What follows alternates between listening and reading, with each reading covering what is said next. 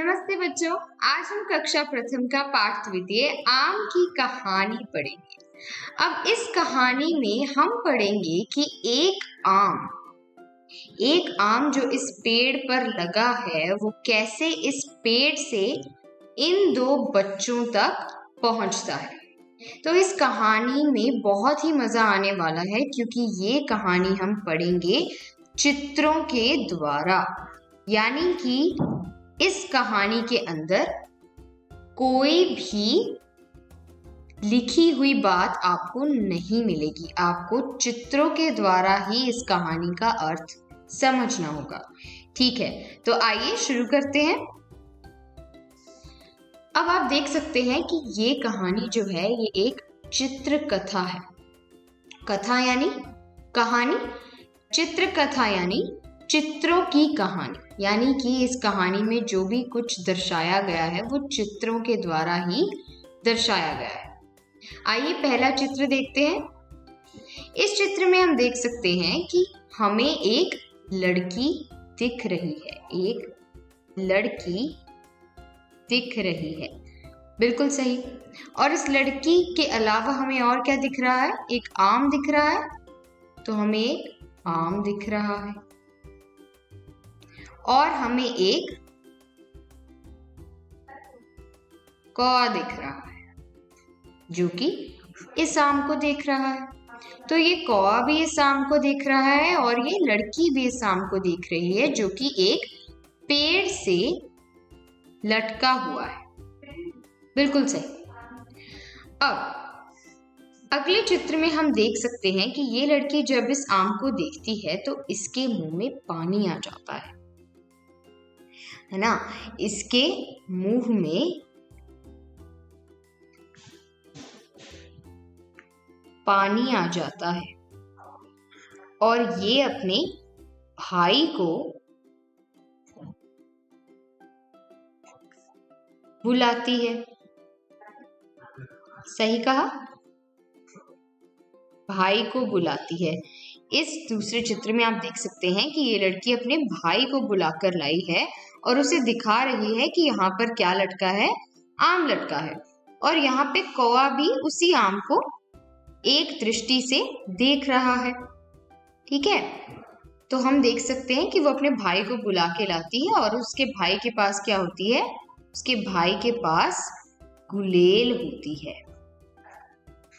तो आप यहाँ पे देख सकते हैं उसके भाई के पास गुलेल है। ठीक है, अब हम अगले चित्र में देखते हैं कि ये भाई क्या कर रहा है? अपनी गुलेल से इस आम पर निशाना साध रहा है। तो भाई गुलेल से आम पर निशाना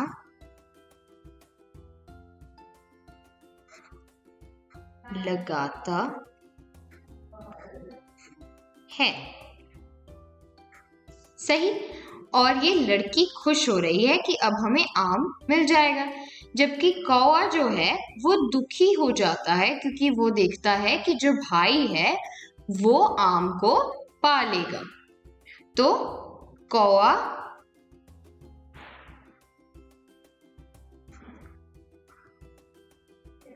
दुखी होता है, दुखी भी है और वो हैरान भी है, बिल्कुल। अब अगले चित्र में हम देख सकते हैं कि वो भाई जो है निशाना लगा देता है और आम टूटकर गिरने वाला होता है। तो निशाना लग जाता है और आम भी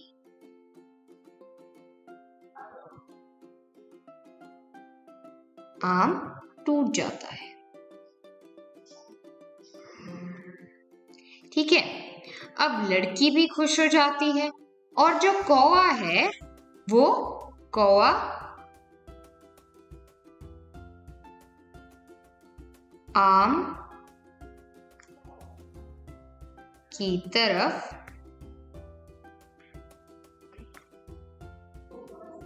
उड़ता है।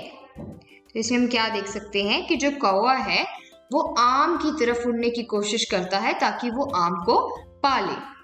अगले चित्र में हम देख सकते हैं कि कौवा उस आम को अपनी चोंच में दबाकर उड़ना चाहता है और बच्चे जो होते हैं वो उस कौवे को देखकर हैरान हो जाते हैं। ठीक है, और इसके बाद क्या होता है, वो जो कौवा होता है वो टकरा जाता है मधुमक्खी के छत्ते के अंदर। तो क्या होता है, हम देख सकते हैं उड़ता है कौवा, आम की तरफ उड़ता है और मधुमक्खी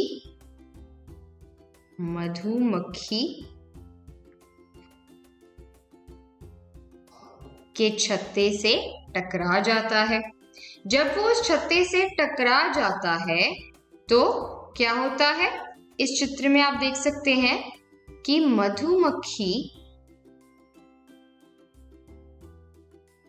के छत्ते से टकराने के बाद आम कहाँ गिर जाता है, घोंसले के अंदर। आम गिर जाता है घोंसले के अंदर और इस घोंसले में क्या होते हैं, इस घोंसले में अंडे होते हैं। ये अंडे देख सकते हैं आप, इस घोंसले के अंदर अंडे होते हैं जिसमें आम गिर जाता है। और क्या होता है, यहाँ पे जो गिलहरियां होती हैं पेड़ के ऊपर, पेड़ के ऊपर जो गिलहरियां होती हैं, गिलहरी वो इस सब को देखकर हैरान हो जाती है कि यहाँ हो क्या रहा है। क्या होता है कि जब कौवा छत्ते से टकराता है और मधुमक्खियां उसके ऊपर चढ़ जाती हैं तो उसकी चोंच से वो आम गिरकर घोंसले में गिर जाता है और घोंसले में क्या होते हैं, अंडे होते हैं। तो ये सब नजारा देखकर गिलहरियां हैरान हो जाती हैं, वो दंग रह जाती हैं। आगे क्या होता है, आगे हम इस चित्र में देख सकते हैं कि ये जो गिलहरी है वो घोंसले से आम उठाकर, अंडों के घोंसले से आम उठाकर भागने की कोशिश करती है। तो गिलहरी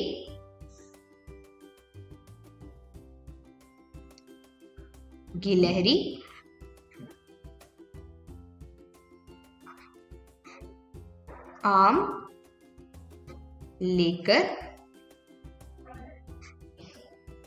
भागती है। सही। और अगले चित्र में क्या होता है, तभी उन अंडों से बच्चे बाहर आ जाते हैं। अंडों से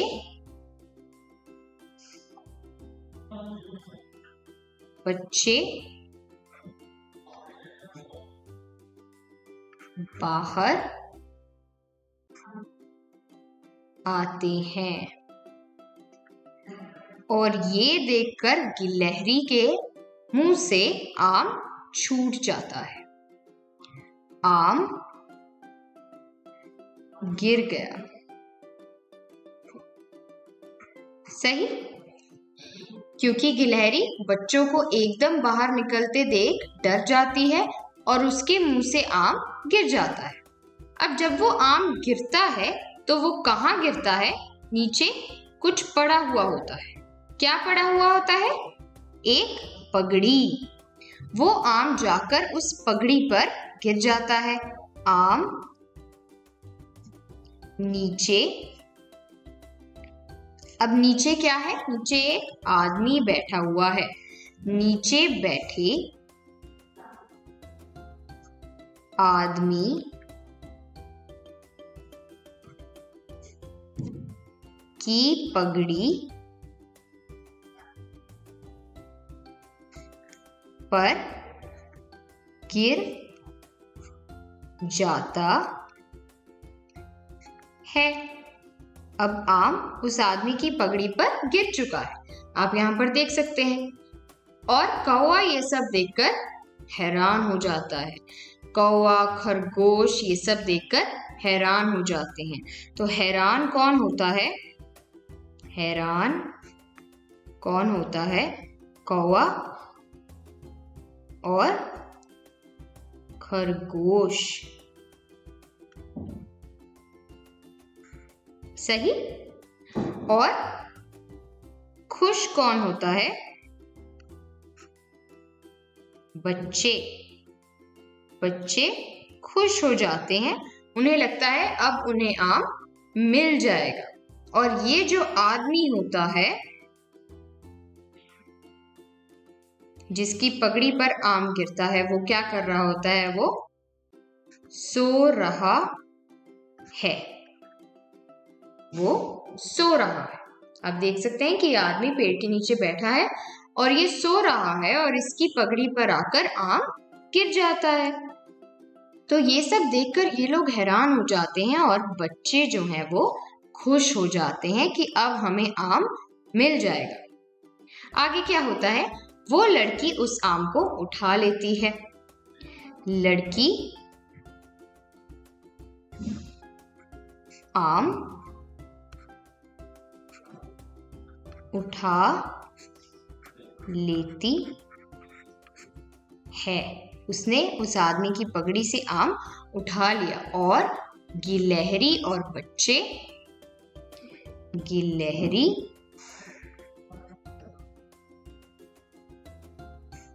और बच्चे